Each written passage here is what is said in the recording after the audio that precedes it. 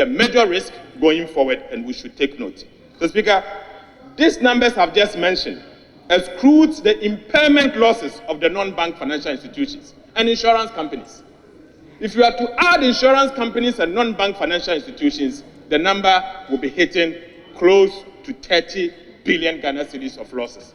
So, Speaker, I'm not surprised. But let me state that the cost of this economic mismanagement by this government is unprecedented.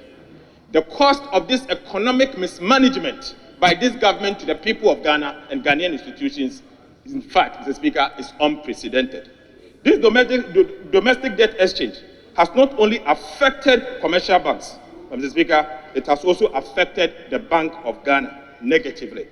In fact, the Bank of Ghana is in a major financial distress. Mr. Speaker, it will not be wrong for me to say our Bank of Ghana is currently bankrupt. That will require immediate attention. Immediate attention. So, Speaker, in 2022 alone, the Bank of Ghana recorded a loss of 60.8 billion Ghana cedis and a negative equity of 51.1 billion Ghana cedis. Mr. Speaker, if you are to have negative equity for a bank like this, Mr. Speaker, the situation is there and it will require immediate attention. Mr. Speaker, no wonder. That is why you can see in paragraph 18 of the Memorandum on Economic and Financial Policy that was sent to IMF by this government. Mr. Speaker, I quote, paragraph 8 says that the government and the Bank of Ghana will assess the impact of the debt restructuring on the Bank of Ghana's balance sheet and develop plans for its recapitalization.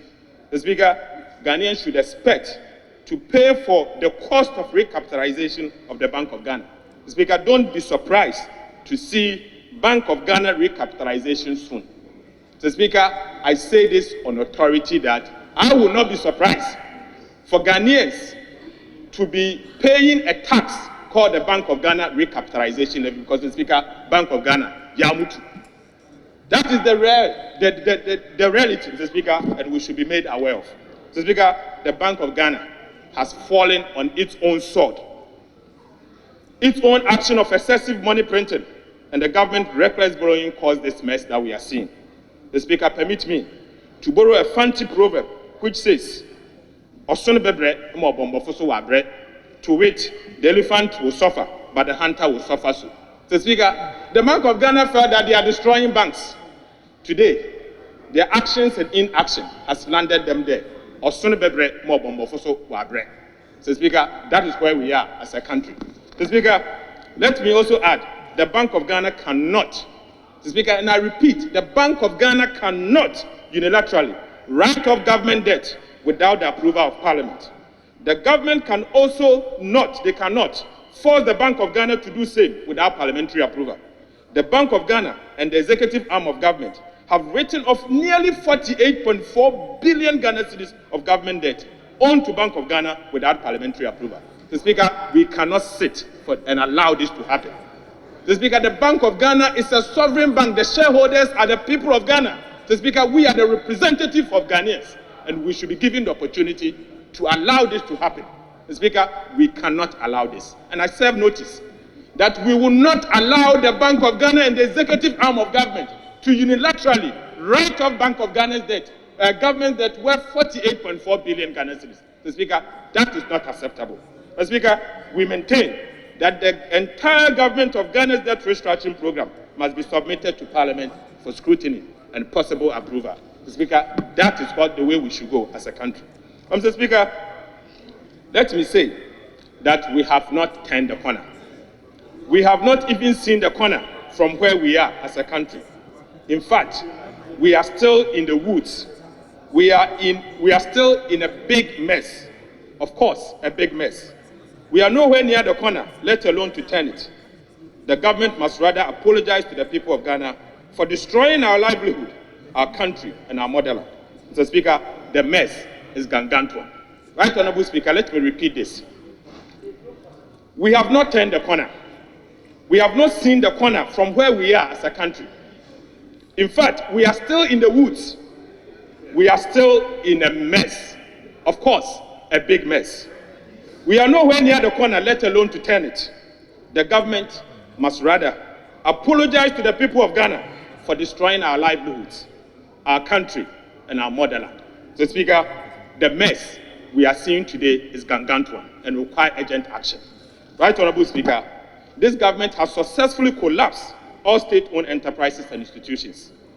So, Speaker, the almighty Bank of Ghana is now bankrupt, with a negative equity of 55.1 billion and counting. That will require taxpayers to recapitalize it. Again, Mr. Speaker, who would have thought the once prestigious Ghana Cocoa Board will today be bankrupt to the extent that they can't repay their debt? The Bank of Ghana today cannot even pay cocoa bond holders.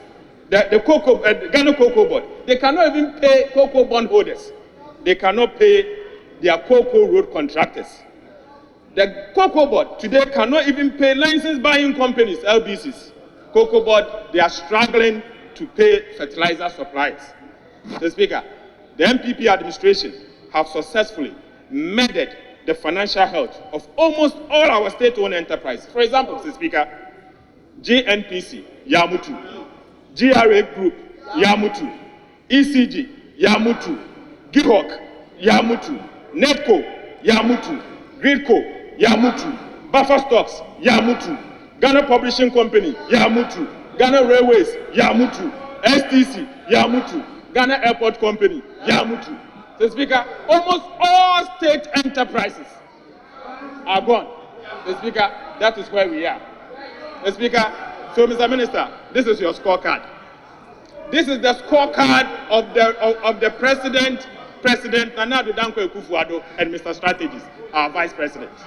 So, Speaker, everything is gone. So, Speaker, what a corner, Honorable Minister, what a corner have you turned?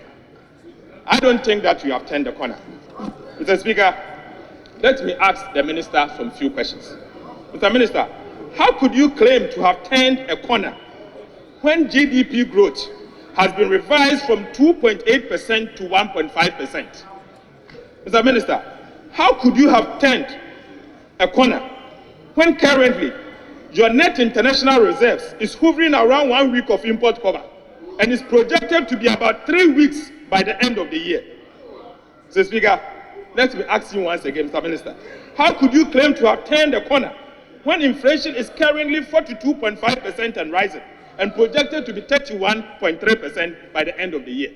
Honorable Minister, how could you claim to have turned a corner when monetary policy rate is 30% and rising and commercial banking rate, lending rate is 36% and also rising?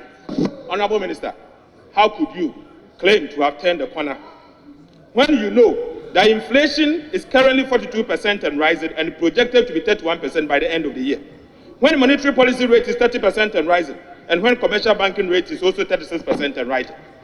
But most importantly, I want to ask him, how could you claim to have turned the corner when you have not stopped the reckless borrowings? After informing Parliament that you are not going to borrow in the domestic market in 2023, Honorable Minister, you borrowed 5.5 billion from the T-bill market in the first 6 months of the year alone. Your own financing, if you are to look at Appendix 2C, it tells you what you have done. Mr. Speaker, this is a document not coming from me. Mr. Speaker, he also intends to borrow another 41.3 billion in the next 6 months, also without parliamentary approval, because the Speaker, what he submitted to us, he did not ask us to approve. He's only telling us by way of information. Mr. Speaker, that is why I'm of the view that that media review must come in a form of a motion. Mr. Speaker, Mr. Minister, this is for your own good, so you are protected. Mr. Speaker, again, he intends to borrow 41.3 billion Ghana cedis from the T-bill market in the next 6 months. No wonder that 91 days T-bill rate has moved from the 14% after the debt restructuring to 27% and counting. The Speaker, I won't be surprised that in this, the way he's going, by the end of the year, T-bill rate, the 91 days T-bill rate will be 35%. The Speaker, that is the reality. Because clearly, if 5.5 billion additional borrowing can move you from 14% to 27%, only God knows, additional 41.3 billion borrowing will move you from 27% to probably 35% or maybe 40% by the end of the year. Honorable Minister,